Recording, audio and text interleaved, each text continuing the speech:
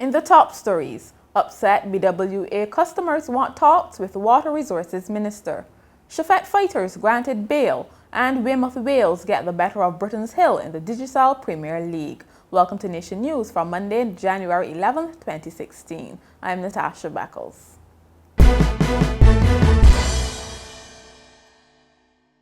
Frustrated Barbados Water Authority customers have called for a meeting with key stakeholders to address chronic water shortages. Accompanied by opposition leader Mia Motley and other Barbados Labour Party members, they presented a letter to Acting General Manager of the BWA, John Mwanza, in the lobby of the BWA's offices on Monday morning. In the letter, residents say they want to meet with Dr. Eswick, BWA officials and parliamentarians sometime this week.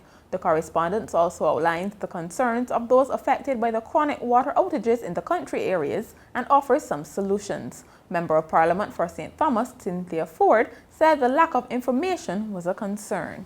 But my problem is nobody is telling us anything that makes sense. I heard that Union in St. Philip would have some disruptions today. Every 20 minutes on the radio this morning, you're hearing about what will impact on the residents there. We in the north of Barbados do not hear anything anymore. And I'm going to assure you, for the amount of money that the Water Authority is paying for ads for many other districts in the country and not in the north, they might as well give us a few more tanks to help to facilitate needs of the folks in the area, as well as to go and sink a pumping station or build one, because it really is now a hurtful experience when you cannot feed your children. Education officials and the Barbados Secondary Teachers Union have held the first of what is expected to be a series of meetings to discuss matters relating to the Caribbean Examinations Council. 9 BSTU members, led by President Mary Redmond, met with Permanent Secretary in the Ministry of Education, June Chandler, at the ministry's Constitution Road office on Monday. Ms. Redmond told Nation News the union put forward its case relating to the burden of CXC-related projects. Last year, the union instructed its members not to correct CXC school-based assessments since teachers were not being paid. 2 men and a woman who were involved in a fight in Chefette, Blackrock on Saturday night have been granted $5,000 bail each. Renee Griffith of Broomfield St. Lucie, Charmaine Moore of Forehill St. Peter, and Gary Walters of Blackrock St. Michael appeared in the District A Magistrates Court charged with unlawful violence and causing others to fear for their safety. They will return to court on April 18th. The fight was caught on video and circulated widely on social media over the weekend. Flow Barbados says it is taking customer feedback into consideration and will soon be launching some major enhancements to its offerings. Word of this comes from Head of Marketing, Shelly Ann Hee Chung. An international research company recently conducted some assessments on the networks, the mobile networks in Barbados, and this again was an independent assessment, and Flow demonstrated within the results of that survey that was demonstrated to be the most robust. Now again, this is not Flow conducting a survey, this is an independent, international, reputed consultant coming in, conducting this.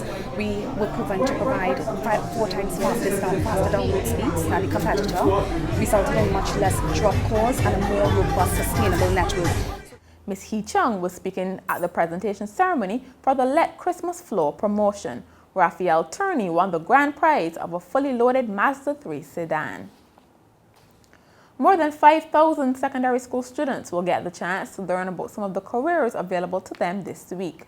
The Barbados Association of Guidance Counselors will be hosting its National Career Showcase on Wednesday and Thursday at UWI Cave Hill, and Vice President Saul Leacock says it will assist in the development of 3rd and 5th year students.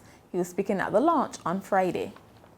Students are granted the rare opportunity to spend the day on the campus of the university, meeting and greeting with faculty staff, engaging in meaningful discussions, and viewing the exciting exhibit of entrepreneurs, service providers, and educational institutions. It gives them and affords them the opportunity as well to interact with and to meet their potential employers. Dorothy Augusta Casey joined the Centenarian Club in Barbados on Monday. Governor General Sir Elliot Belgrave joined family and friends in celebrating the milestone at Broomswood Retirement Home in 2 Mile Hill, St. Michael. Miss Casey is said to be talkative and jovial, but she was very quiet as celebrations went on. The retired domestic is the mother of 2 children and 12 grandchildren.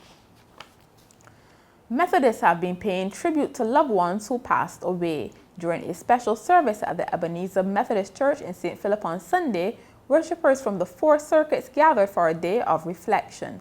Reverend Arlette Waterman urged Barbadians to call on God to help them through their challenges. In sport, Weymouth Wales scored 2 spectacular strikes to beat Brittons 2-1 in Sunday's opening round of the Barbados Football Association's Digicel Premier League. Joe Moore Haywood opened the scoring with a flick off the right foot in the first half, and Jamar Wallace added a second to take the 2-0 lead. Let's take a look at both goals.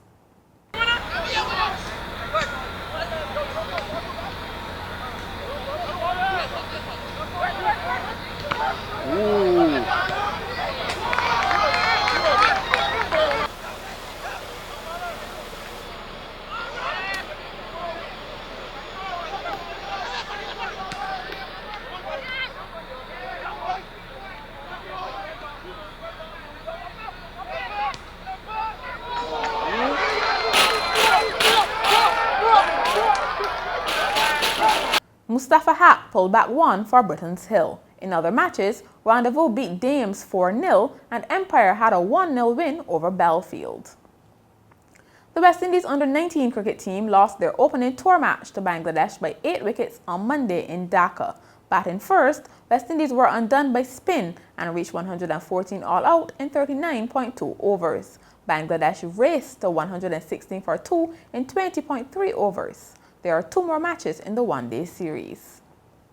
And finally, Moscow police are looking into Sunday's no-pants subway ride for a possible misdemeanor.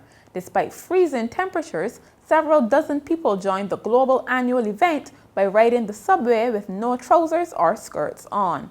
The police say they are studying reports and posts on social media to see if any laws or regulations were breached.